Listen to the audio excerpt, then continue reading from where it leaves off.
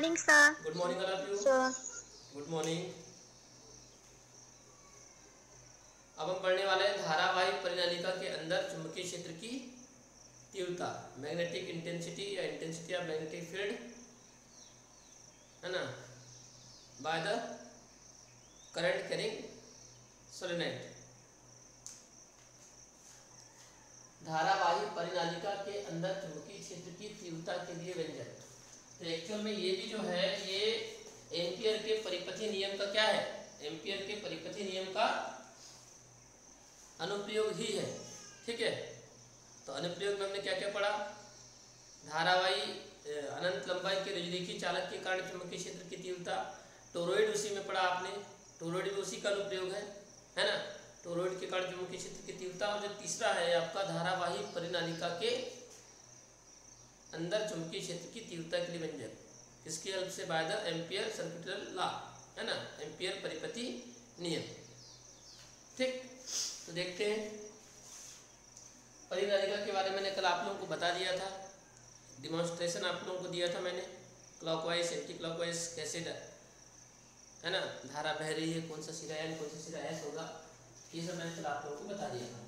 तो आज यहाँ पर देखते हैं धारावाही परिनालिका बनाते हैं। धारावाही परिनालिका का आपको मालूम है कैसा बनाना है, इस तरह से ये संरचना हो जाएगी। Good morning, sir. इसमें धारा प्रवाहित हो रही है, इस तरह से देखेंगे।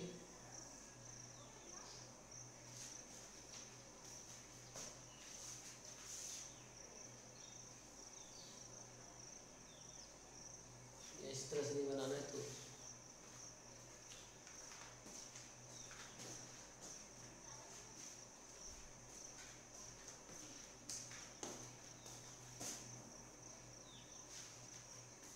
Power of 1 minute.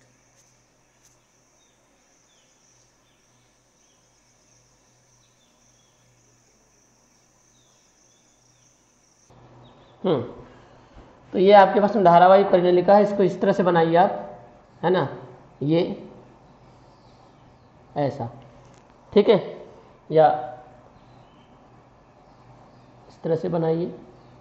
ये लाइन यहाँ पे ख़त्म हो जाएगी, यहाँ से जाएगी, फिर इस तरह से।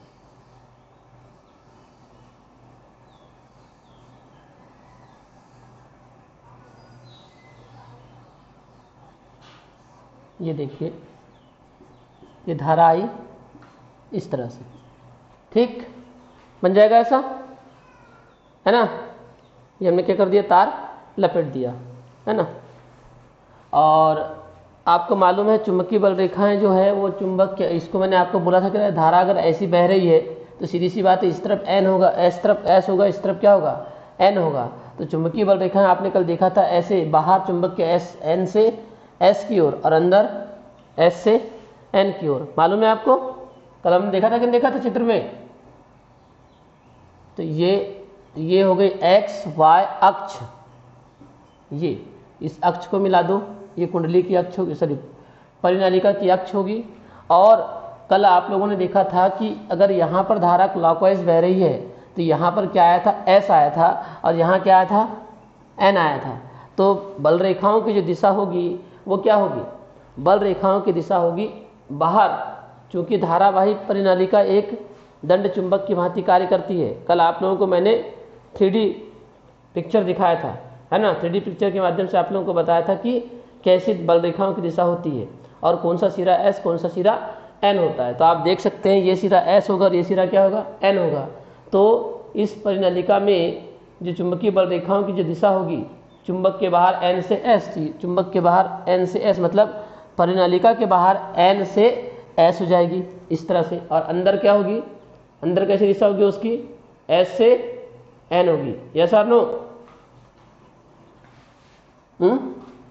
क्लियर? हाँ, तो ये आपके पास में बल रेखा की जो दिशा, ये जो तीर का निशान बता रहा है, ये चुंबकीय बल रेखा की दिशा को क्या कर रहा है, प्रदर्शित कर रहा है ना। धारावाही परिनालिका एक दंड चुंबक की भांति कार्य करती है, उसके भी 2 सिरे होते हैं, एक और एस होगा, एक और एन होगा।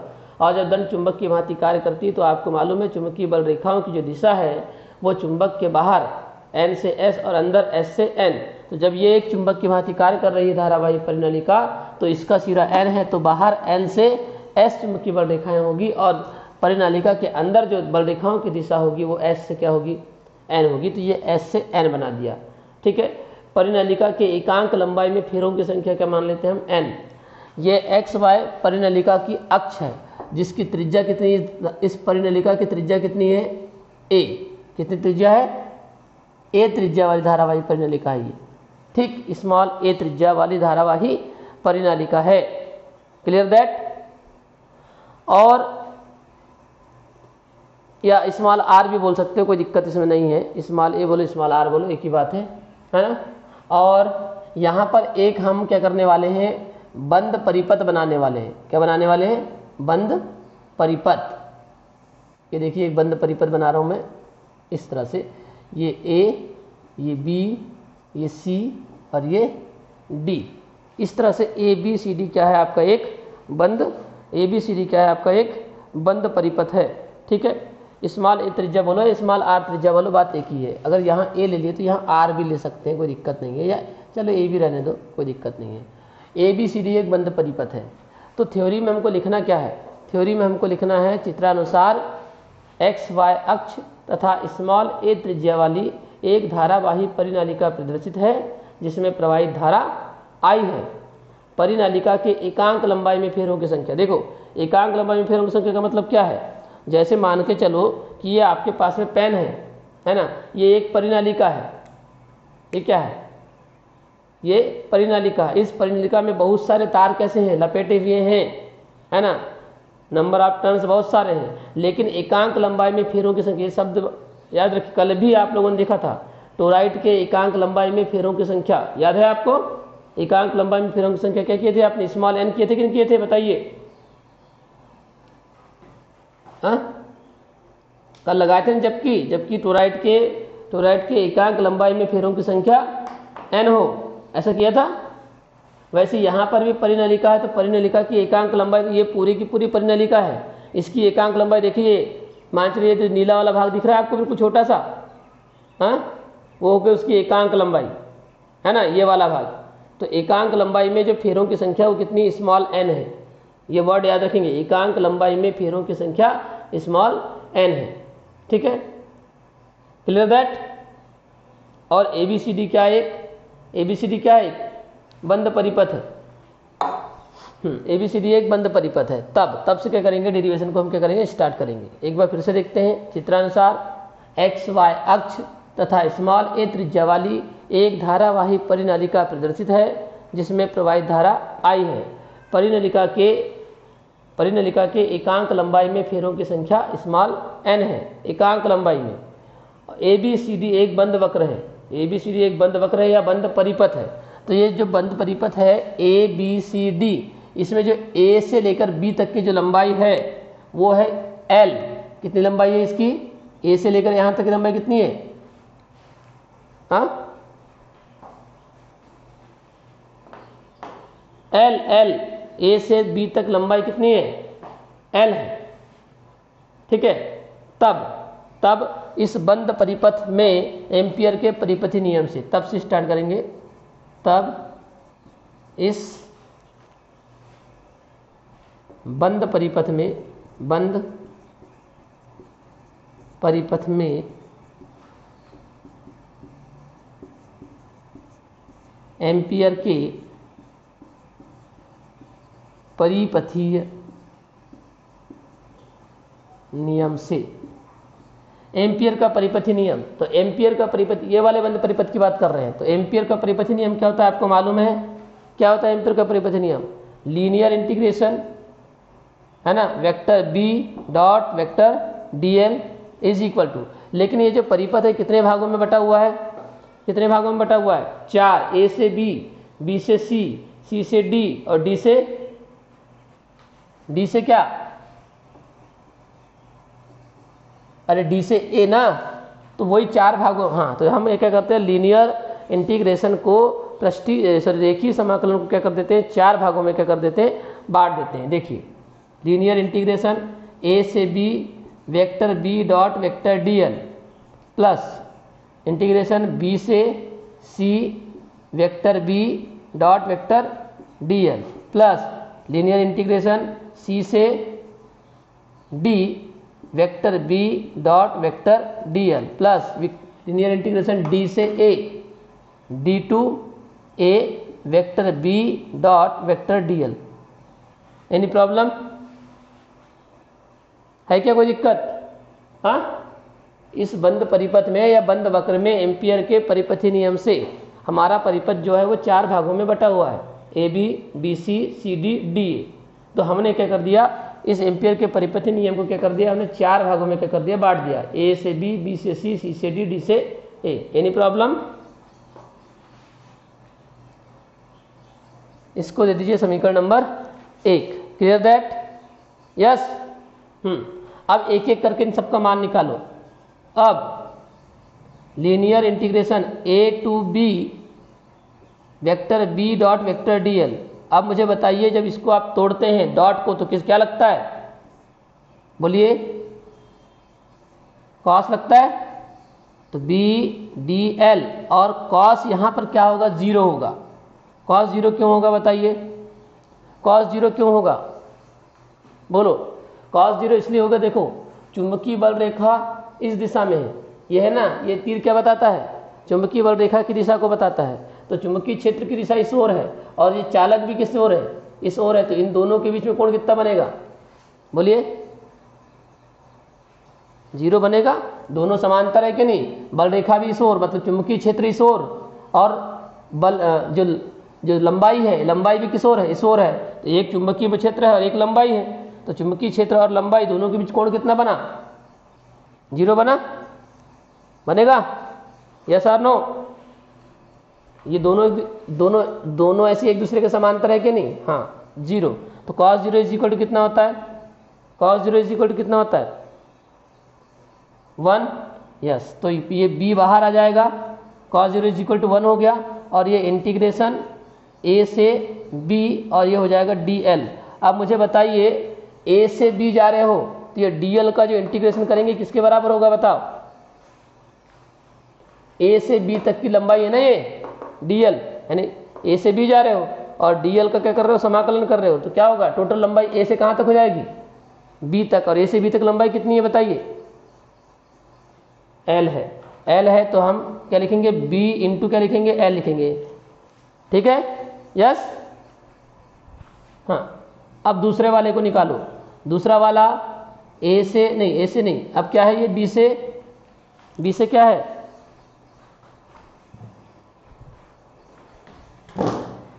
दूसरा वाला क्या है बताओ, b से c। तो b से क्या हो गया, ये c हो गया, है ना, vector b dot vector D L. ठीक। अब मुझे बताइए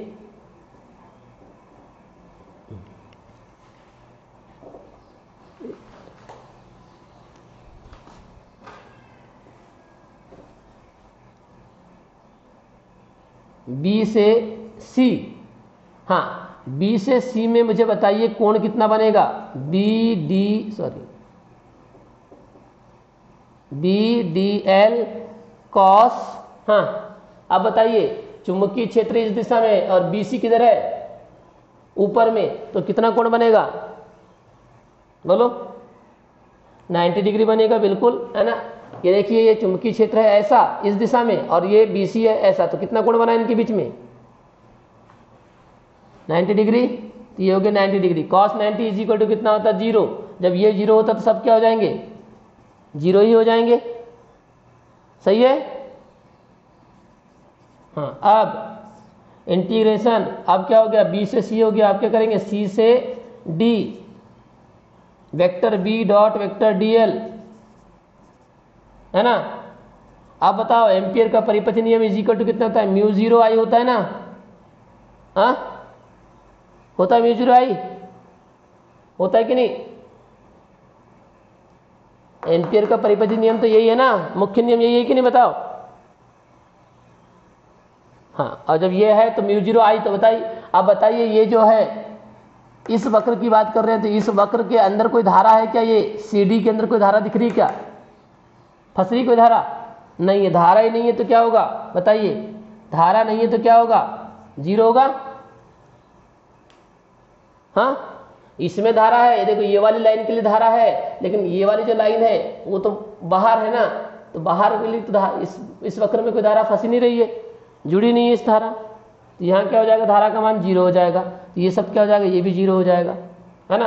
अब क्या बचा लास्ट वाला, लास्ट वाला क्या है बताओ, integration D to A vector B dot vector D L, तो इसमें भी वही आएगा, D to A integration vector B D L और कॉस कितना 90।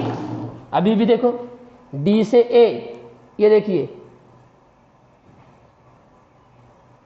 है कितना कोण बनेगा, डी से ए, ये डी से ए है और ये चुंबकीय क्षेत्र की दिशा इस ओर है, कितना कोण बनेगा 90 डिग्री।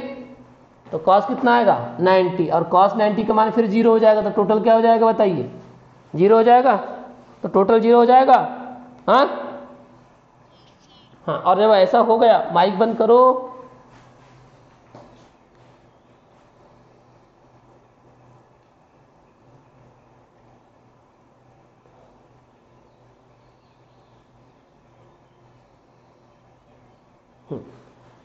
तो आपके पास में ये 0 हो गया, और जब 0 हो गया तो समीकरण नंबर 1 में मान रख दीजिए, समीकरण 1 से क्या है ना, समीकरण 1 से आपको क्या मिलेगा, तो समीकरण 1 से आपको मिलेगा,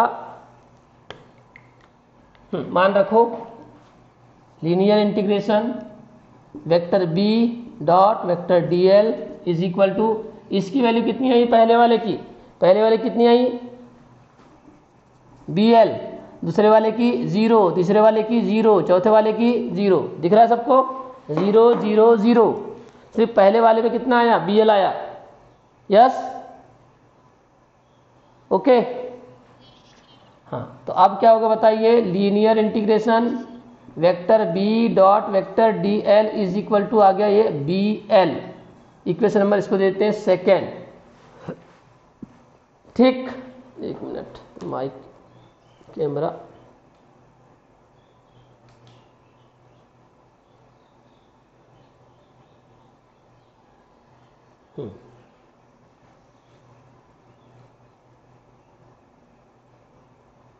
यस। हाँ, अब ये इक्वेशन नंबर इसको सेकंड दे दिया। अब क्या करेंगे, एकांक लंबाई में, अब हमने क्या पढ़ा था बताओ, चूंकि एकांक लंबाई में फेरों की संख्या कितनी माने थे बताओ, एकांक लंबाई में फेरों की संख्या कितनी माने थे, n माने थे ना, चूंकि एकांक लंबाई में फेरों की संख्या स्मॉल n, इस पर मैंने जोर भी दिया था, इसमें मैंने आपको जोर देने भी बोला था कि इसको आपको ध्यान रखना है, एकांक लंबाई में फेरों की संख्या, ठीक है। तो ये हो गया एकांक लंबाई में फेरों की संख्या n, इसलिए l लंबाई में फेरों की संख्या, l लंबाई में फेरों की संख्या इज इक्वल टू क्या आएगा बताओ, क्या आएगा, ये वाली l लंबाई है a से b तक, उस लंबाई में फेरों की संख्या कितनी लगाओ, जबकि एकांक लंबाई में फेरों की संख्या n, इसलिए l लंबाई में फेरों की संख्या कितनी हो जाएगी nl, बिल्कुल कल भी हुआ था nl। और जब ऐसा हो गया है ना, ठीक है, तो अब क्या करेंगे आप करेंगे आप क्या, अब बंद परिपथ में कुल धारा निकाल लेते हैं। अब बंद परिपथ में कुल धारा, बंद परिपथ में कुल धारा बताइए, कल आपके पास में यदि फेरों की संख्या n थी, फेरों की संख्या n थी और धारा आई थी, तो आपने ni लिखा था, याद है आपको, याद है कि नहीं, टोरॉइड आप लोगों ने कल पढ़ा था, उस टोरॉइड में यदि फेरों की संख्या कैपिटल n थी तो उस टोरॉइड से संबंधित कुल धारा कितनी लिखा था आपने, ni लिखा था। अभी हमारे पास में फेरों की संख्या कितनी है l लंबाई में फेरों की संख्या nl, तो उस बंद परिपथ में कुल धारा कितनी हो जाएगी nli हो जाएगी, कितनी हो जाएगी nli, क्लियर,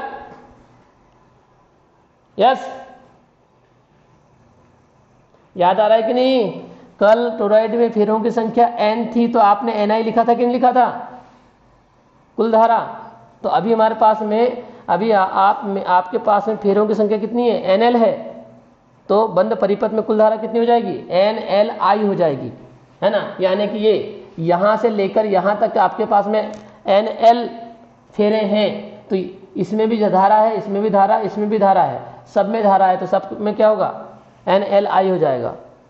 ठीक, अब एम्पियर के परिपथी नियम से पुनः अब एम्पियर के परिपथीय नियम से, एम्पियर के परिपथी नियम से, एम्पियर के परिपथी नियम से क्या होगा बताओ, क्या होता है, क्या होता है, integration vector b dot vector dl is equal to mu 0 into I होता है, होता है, होता है कि नहीं होता। तो यहां पर क्या आएगा, धारा के स्थान पे क्या आएगा, परिपथ में कुल धारा, परिपथ में कुल धारा हो जाएगा, म्यू 0 आई होता है ना, लेकिन हम आई नहीं लिखेंगे ना, उसकी जगह पर क्या लिखना है हमको, बंद परिपथ में कुल धारा nli है, इसलिए मैंने हिंदी में लिख दिया परिपथ में कुल धारा।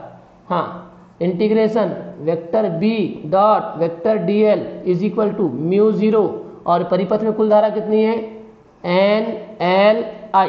क्लियर, इक्वेशन नंबर इसको दे देते हैं, कौन सा, थर्ड दे देते हैं। बात समझ में आ गई सबके, तो बड़ा कठिन काम नहीं था, है ना। आपके पास में एक धारावाही परिनलिका है, एक्स वाई उसकी अक्ष है, त्रिज्या a है, एकांक लंबाई में फेरों की संख्या n है, बंद परिपथ ABCD है। तब बंद परिपथ में एम्पियर के परिपथी नियम से 4 भागों में बांट दिया, पहले भाग का मान BL आया, दूसरे का 0 0 0 सबको रखा, उसके बाद में एकांक लंबाई में फेरों की संख्या n लाया, तो l लंबाई में फेरों की संख्या nl, तो बंद परिपथ में कुल धारा nli, और एम्पियर का पुनः क्या कर दिया आपने, परिपथ का नियम लगा दिया। तो आपके पास में ये लिखा है म्यू 0 इंटू आई होता है, मतलब परिपथ में कुल धारा, परिपथ में कुल धारा का मान nli है। इक्वेशन नंबर थर्ड आ गया, यस।